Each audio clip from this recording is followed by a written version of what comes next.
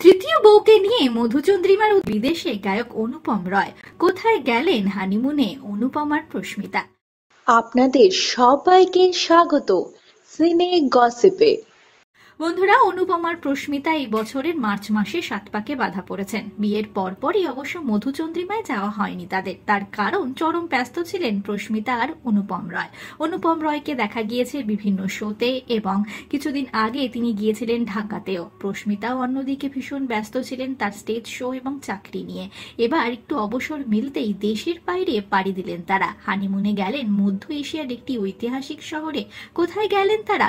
তুরস্কতে গেছেন মধুচন্দ্রিমার স্বার্থে অনুপম আর প্রস্মিতা। সামাজিক মাধ্যমের পাতায় গায়ক পত্নী ছবি করলেন শেয়ার, যেখানে দেখা গেল রং মিলিয়ে পোশাক পরতে দুজনকে। হলুদ রঙের স্কার্ট, কালো টপ আর চোখে রোদ্দুরের চশমায় দেখা গেল প্রস্মিতাকে। পাশেই ছিলেন হলুদ টি শার্ট আর জিন্সে গায়ক অনুপম রয়। ছবি শেয়ার করে প্রস্মিতা লিখেছেন, টার্কিশ হলিডে। আপনাদের জানিয়ে দিই, এই বছরের মার্চ মাসেই 7 পাকে বাঁধা পড়েছেন তারা। তাদের প্রথমে আলাপ ছিল শুধুমাত্র কাজের ক্ষেত্রেই। তারপর সেই পেশাগত আলাপ পরিবর্তন হয় বন্ধুত্বে। বন্ধুত্ব ধীরে ধীরে ভালোবাসায় পরিবর্তন হয়। অবশেষে গত মার্চ মাসেই 7 পাকে বাঁধা পড়েন তারা। রেজিস্ট্রি ম্যারেজ করেছেন অনুপম আর প্রস্মিতা। বিনোদন জগতের আরো অনেক খবর নিয়ে চটজলদি ফিরছি, জুড়ে থাকুন আমাদের সঙ্গে।